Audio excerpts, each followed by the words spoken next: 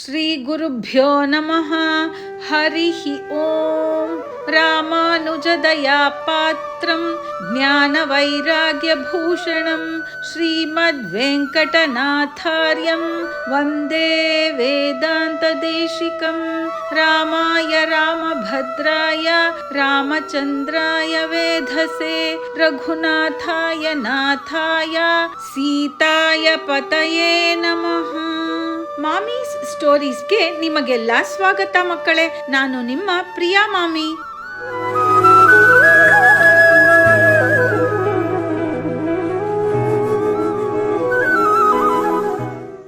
ಭಾರದ್ವಾಜ ಮುನಿಗಳು ಭರತನನ್ನು ನೋಡಿ, ನಿನ್ನ ಅಣ್ಣ ಶ್ರೀರಾಮಚಂದ್ರನಿಗೆ ಕೆಡಕನ್ನು ಉಂಟು ಮಾಡಲು ಅಂತಲೇ ಇಷ್ಟೊಂದು ಜನರ ಜೊತೆ ಬಂದಿರುವೆಯಾ ಅಂತ ಕೇಳುತ್ತಾರೆ.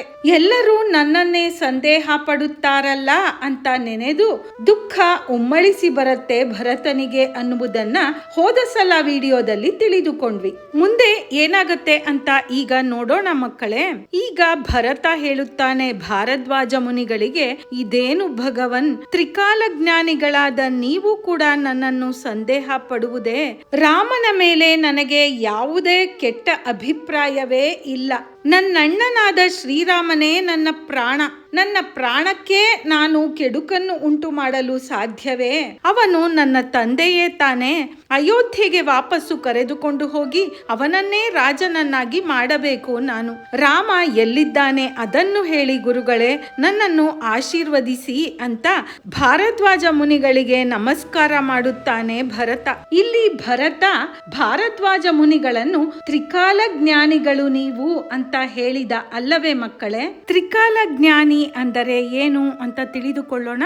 ಹಿಂದೆ ಅಂದ್ರೆ ಭೂತಕಾಲ, ಈಗ ಅಂದ್ರೆ ವರ್ತಮಾನ, ಮುಂದೆ ಅಂದ್ರೆ ಭವಿಷ್ಯ, ಈ ಮೂರು ಕಾಲಗಳ ವಿಷಯವನ್ನೂ ಗೊತ್ತಿರುವವರನ್ನ ತ್ರಿಕಾಲ ಜ್ಞಾನಿಗಳು ಅಂತ ಕರೀತಾರೆ. ಆ ತ್ರಿಕಾಲ ಜ್ಞಾನಿ is A person who knows the past, present and future ಅಂತ. someone who knows everything about yesterday, today and tomorrow ಅಂತ. ನಮ್ಮ ಸನಾತನ ಧರ್ಮದಲ್ಲಿ ದೇವರು ಮತ್ತು ಕೆಲವು ಮಹಾನ್ ಋಷಿಗಳು ತ್ರಿಕಾಲ ಜ್ಞಾನಿಗಳಾಗಿರುತ್ತಾರೆ ಅಂತ. ಹಿಂದೆ ಏನು ನಡೆದಿದೆ ನಿಮಗೆ ಗೊತ್ತು, ಈಗ ಏನು ನಡೆಯುತ್ತಿದೆ ಅನ್ನುವುದು ನಿಮಗೆ ಗೊತ್ತು, ಮುಂದೆ ಏನು ನಡೆಯಲಿದೆ ಅನ್ನುವ ವಿಷಯವೂ ನಿಮಗೆ ಗೊತ್ತಿದೆ. ಅಂತಹ ತ್ರಿಕಾಲ ಜ್ಞಾನಿಗಳಾದ ನೀವು ಕೂಡ ನನ್ನನ್ನೇ ಸಂದೇಹ ಪಡುತ್ತೀರಾ? ನನ್ನ ಮೇಲೆ ನಿಮಗೆ ಡೌಟ್ ಇದೆಯೇ ಅಂತ ಭಾರದ್ವಾಜ ಮುನಿಗಳನ್ನು ಭರತ ಕೇಳುತ್ತಾನೆ ಅಂತ. ಅದಕ್ಕೆ ಭಾರದ್ವಾಜ ಮುನಿಗಳು ಏನು ಹೇಳ್ತಾರೆ ಅಂದ್ರೆ, ಅವರು ಹೇಳುತ್ತಾರೆ, ಭರತ, ನಿನ್ನ ಮನಸ್ಸು ಏನು ಅಂತ ನನಗೆ ಚೆನ್ನಾಗಿ ಗೊತ್ತು. ಆದರೆ ನಾನು ಈ ಪ್ರಶ್ನೆಗಳನ್ನು ಕೇಳದೆ ಹೋದರೆ ನಿನ್ನ ಮನಸ್ಸು ಎಂತದ್ದು ಅಂತ ಇಲ್ಲಿ ಇರುವ ಎಲ್ಲರಿಗೂ ಹೇಗೆ ತಿಳಿಯುತ್ತದೆ ಹೇಳು? ನಿನ್ನದು ಎಂತಹ ಹೃದಯ ಅಂತ ಎಲ್ಲರಿಗೂ ತಿಳಿಯಲಿ ಅಂತಲೇ ನಾನು ಹಾಗೆ ಕೇಳಿದೆ. ಬೇಜಾರು ಮಾಡಿಕೊಳ್ಳಬೇಡಪ್ಪ. ಈ ದಿನ ಎಲ್ಲರೂ ನಮ್ಮ ಆಶ್ರಮದಲ್ಲಿಯೇ ತಂಗಿರಿ.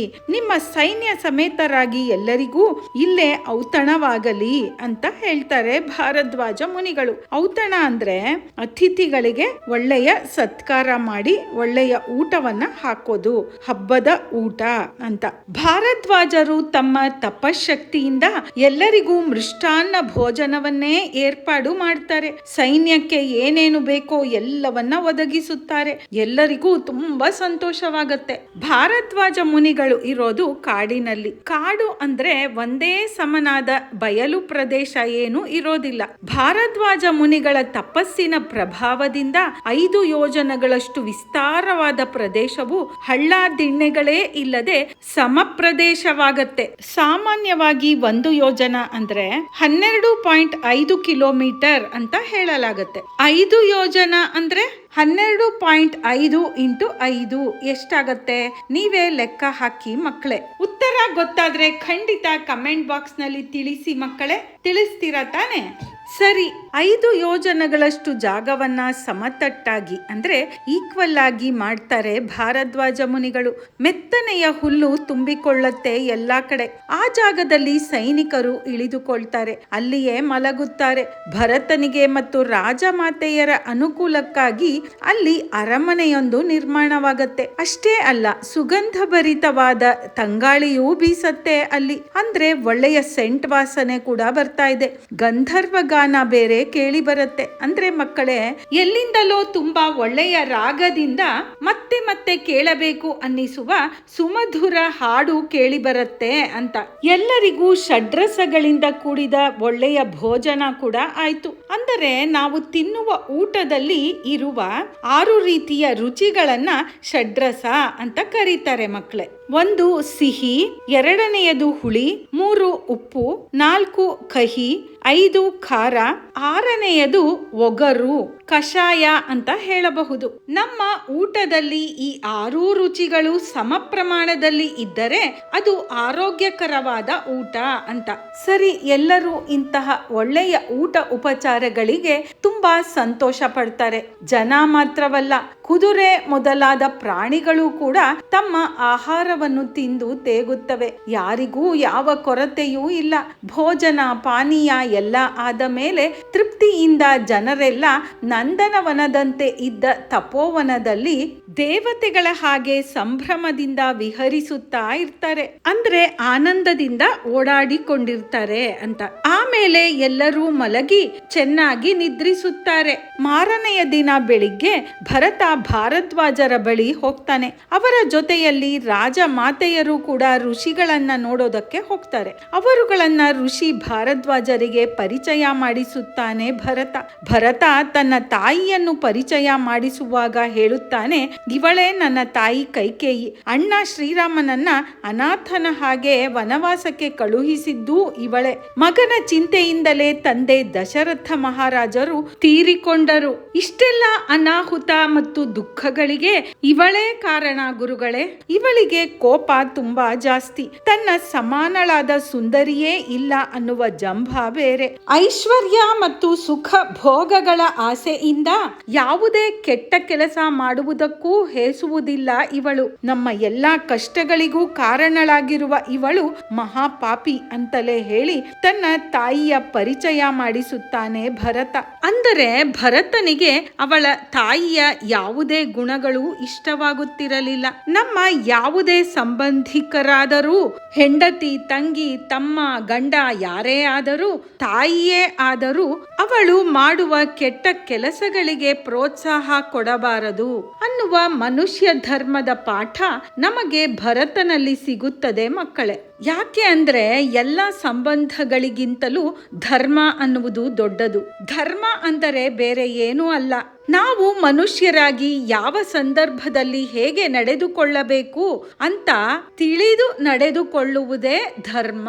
ಹಾಗೇನಾದರೂ ಕೆಟ್ಟ ಕೆಲಸಗಳಿಗೆ ನಾವು ಪ್ರೋತ್ಸಾಹ ಕೊಡುತ್ತಾ ಹೋದರೆ ಒಂದಲ್ಲ ಒಂದು ದಿನ ಅದರ ಪರಿಣಾಮ ತುಂಬಾ ಕೆಟ್ಟದ್ದೇ ಆಗಿರುತ್ತದೆ. ಯಾಕೆ ಅಂದ್ರೆ ಕಾಲ ಮತ್ತು ಕರ್ಮ ಅನ್ನೋದು ಯಾರನ್ನೂ ಸುಮ್ಮನೆ ಬಿಡುವುದಿಲ್ಲ.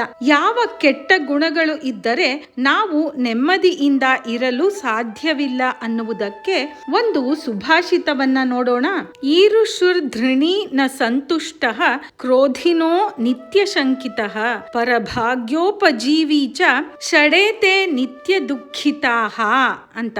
ಇದರ ಅರ್ಥ ಏನು ಅಂದ್ರೆ, ಹೊಟ್ಟೆ ಕಿಚ್ಚು ಪಡುವವ, ದ್ವೇಷ ಮತ್ತು ಕೆಟ್ಟ ಉದ್ದೇಶಗಳಿಂದ ಕೂಡಿರುವವ, ನಮಗೆ ಏನು ಸಿಕ್ಕಿದೆಯೋ ಅದರಲ್ಲಿಯೇ ಸಂತೋಷ ಪಡದೆ ಇರುವವ, ಮುಂಗೋಪಿ ಅಂದ್ರೆ ತುಂಬಾ ಕೋಪ ಪಟ್ಟುಕೊಳ್ಳುವವ, ಸದಾ ಅನುಮಾನ ಪಡುವವ ಮತ್ತು ಬೇರೆಯವರ ಭಾಗ್ಯವನ್ನು ಆಧರಿಸಿ ಜೀವನ ಮಾಡುವವ.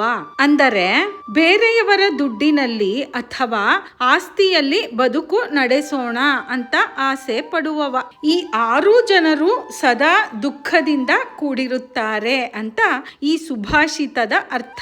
ನಾವು ನಮ್ಮ ಹತ್ತಿರ ಏನಿದೆಯೋ ಅದರಲ್ಲಿಯೇ ಖುಷಿ ಪಟ್ಟುಕೊಳ್ಳಬೇಕು, ನೆಮ್ಮದಿಯಾಗಿ ಬದುಕಬೇಕು ಅಂತ ತಿಳಿಯೋದಕ್ಕೆ ಚಿಕ್ಕ ಮಕ್ಕಳ ಒಂದು ಸಣ್ಣ ಕಥೆಯನ್ನ ನೋಡೋಣ.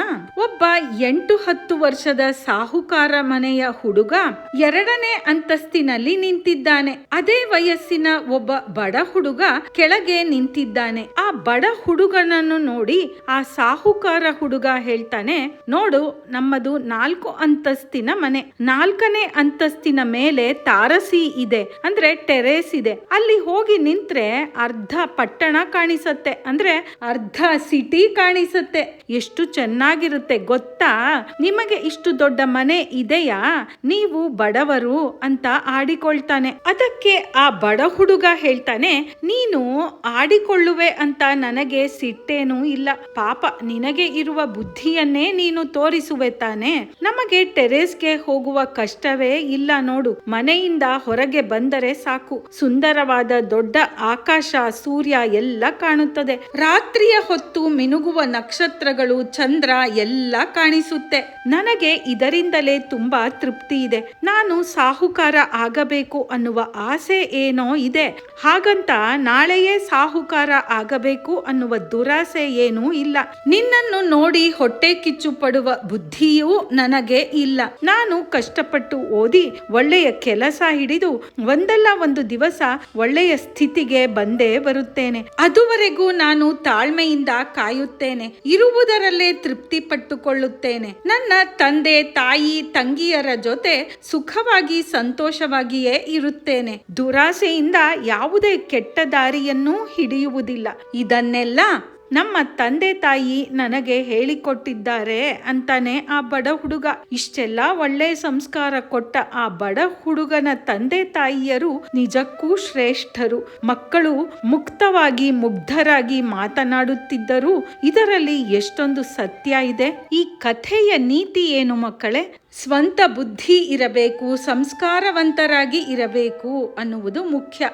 ಶಿಕ್ಷಣದ ಜೊತೆಗೆ ಇಂತಹ ವಿಷಯಗಳನ್ನು ಕಲಿಯುತ್ತಾ ಹೋದರೆ ನಾವು ತುಂಬಾ ನೆಮ್ಮದಿಯಿಂದ ಬದುಕಲು ಸಾಧ್ಯ ಮಕ್ಕಳೇ. ಯಾಕೆ ಅಂದ್ರೆ ಸಂಸ್ಕಾರವಿಲ್ಲದ ಶಿಕ್ಷಣದಿಂದ ಯಾವುದೇ ಪ್ರಯೋಜನವೂ ಇಲ್ಲ. ತುಂಬಾ ಚೆನ್ನಾಗಿ ಓದಿಕೊಂಡು ಚೆನ್ನಾಗಿ ಸಂಪಾದನೆ ಮಾಡುವ ಶ್ರೀಮಂತನೊಬ್ಬ ಎಲ್ಲರನ್ನೂ ಕೆಟ್ಟದಾಗಿ ಬೈಯುತ್ತಾ ಕೆಟ್ಟ ದಾರಿಯಲ್ಲಿಯೇ ನಡೆಯುತ್ತಾ ಇದ್ದರೆ ಅವನೊಂದಿಗೆ ಇರಲು ಯಾರು ಇಷ್ಟಪಡ್ತಾರೆ? ಕೆಟ್ಟವರೇ ಅವನೊಂದಿಗೆ ಇರಲು ಇಷ್ಟಪಡುತ್ತಾರೆ ಅಷ್ಟೇ. ಸಂಸ್ಕಾರ ಮತ್ತು ಶಿಕ್ಷಣ ಎರಡೂ ಇದ್ದಾಗ ಅದಕ್ಕೆ ಒಂದು ಗೌರವ, ಬೆಲೆ ಎಲ್ಲ ಸಿಗತ್ತೆ. ಸರಿ, ಈಗ ರಸಪ್ರಶ್ನೆಗೆ ಹೋಗೋದಕ್ಕೆ ಮುಂಚೆ ಎಲ್ಲರೂ ಜೈ ಶ್ರೀರಾಮ್ ಅಂತ ಕಮೆಂಟ್ ಮಾಡಿ ಕೇಳುಗರೆ. ನಿಮಗೆ ಇವತ್ತಿನ ಕಥೆ ಇಷ್ಟವಾಗಿದ್ರೆ ಖಂಡಿತ ಒಂದು ಲೈಕ್ ಕೊಡೋದನ್ನಂತೂ ಮರೆಯಲೇಬೇಡಿ. ಹಾಗೆಯೇ ನಿಮ್ಮ ಅಭಿಪ್ರಾಯವನ್ನು ಕೂಡ ತಿಳಿಸಿ ಕೇಳುಗರೆ. ಇಂತಹ ಒಳ್ಳೆಯ ವಿಷಯಗಳನ್ನು ನಿಮ್ಮ ಪ್ರೀತಿ ಪಾತ್ರರಿಗೂ ಶೇರ್ ಮಾಡಿ. ಹಾಗಾದ್ರೆ ನಾವು ರಸಪ್ರಶ್ನೆಯನ್ನು ನೋಡೋಣ. ನೀವೆಲ್ಲ ತಯಾರಾಗಿದ್ದೀರಾ ತಾನೆ? ಪ್ರಶ್ನೆ 1. ಭರತ ದುಃಖಪಟ್ಟಾಗ ಭಾರದ್ವಾಜ ಮುನಿಗಳು ಅವನಿಗೆ ಏನಂತ ಹೇಳಿ ಸಮಾಧಾನ ಮಾಡ್ತಾರೆ? ಪ್ರಶ್ನೆ 2. ಭಾರದ್ವಾಜ ಮುನಿಗಳು ತ್ರಿಕಾಲಜ್ಞಾನಿಗಳು, ಹಾಗಂದ್ರೆ ಏನು ಮಕ್ಕಳೇ? ಪ್ರಶ್ನೆ 3. ಭಾರದ್ವಾಜ ಮುನಿಗಳು ತಮ್ಮ ತಪಶಕ್ತಿಯಿಂದ ಅವರಿಗೆಲ್ಲ ಯಾವ ರೀತಿಯ ಅನುಕೂಲಗಳನ್ನು ಮಾಡಿಕೊಟ್ಟರು? ಪ್ರಶ್ನೆ 3. ಇವತ್ತಿನ ಸುಭಾಷಿತ ಯಾವುದು ಮತ್ತು ಅದರ ಅರ್ಥವೇನು ಮಕ್ಕಳೇ? ಪ್ರಶ್ನೆ 5. ಇವತ್ತಿನ ನೀತಿ ಕಥೆ ಏನು? ಅದರಿಂದ ನಾವು ತಿಳಿದುಕೊಳ್ಳಬಹುದಾದ ಒಳ್ಳೆಯ ಪಾಠ ಯಾವುದು? ಈ ಪ್ರಶ್ನೆಗಳಿಗೆಲ್ಲ ಉತ್ತರ ನಿಮಗೆ ಗೊತ್ತೇ ಇದೆ. ಗೊತ್ತಿಲ್ಲ ಅಂದ್ರೆ ಏನ್ ಮಾಡ್ಬೇಕು? ಇನ್ನೊಂದ್ಸಲ ಕಥೆಗಳನ್ನ ಕೇಳ್ಕೊಂಡು ಉತ್ತರ ಕೊಟ್ರೆ ಆಯ್ತು. ನೀವು ತಿಳಿದುಕೊಂಡ ಈ ಕಥೆಗಳನ್ನ ನೆನಪಿಸಿಕೊಂಡು ಬೇರೆಯವರಿಗೆ ಹೇಳುವಾಗ ನಿಮ್ಮ ನೆನಪಿನ ಶಕ್ತಿ ಕೂಡ ಹೆಚ್ಚಾಗತ್ತೆ. ನೆನಪಿನ ಶಕ್ತಿ ಹೆಚ್ಚಾದರೆ ನಿಮ್ಮ ಶಾಲಾ ಕಾಲೇಜಿನ ಪಾಠಗಳಿಗೂ ಅದು ಅನುಕೂಲವೇ ಆಗತ್ತೆ. ನೀವಿನ್ನೂ ನಮ್ಮ ಚಾನೆಲ್ ನ ಸಬ್ಸ್ಕ್ರೈಬ್ ಮಾಡ್ಕೊಂಡಿಲ್ಲ ಅಂದ್ರೆ ಸಬ್ಸ್ಕ್ರೈಬ್ ಮಾಡ್ಕೊಂಡು ಬೆಲ್ ಬಟನ್ ಕೂಡ ಒತ್ತಿ. ಆಗ ನಮ್ಮ ಕಥೆಯ ನೋಟಿಫಿಕೇಶನ್ ನಿಮಗೆ ಬರುತ್ತೆ. ಆಗ ನಮ್ಮ ಯಾವುದೇ ವಿಡಿಯೋಗಳು ನಿಮಗೆ ಮಿಸ್ ಆಗೋದೇ ಇಲ್ಲ. ಹಾಗಾದ್ರೆ ನಾನು ನಿಮಗೆ ಮುಂದಿನ ವಿಡಿಯೋದಲ್ಲಿ ಸಿಗ್ತೀನಿ ಮಕ್ಕಳೇ. ಜೈ ಶ್ರೀರಾಮ್. ಸರ್ವೇ ಜನಾಃ ಸುಖಿನೋ ಭವಂತು.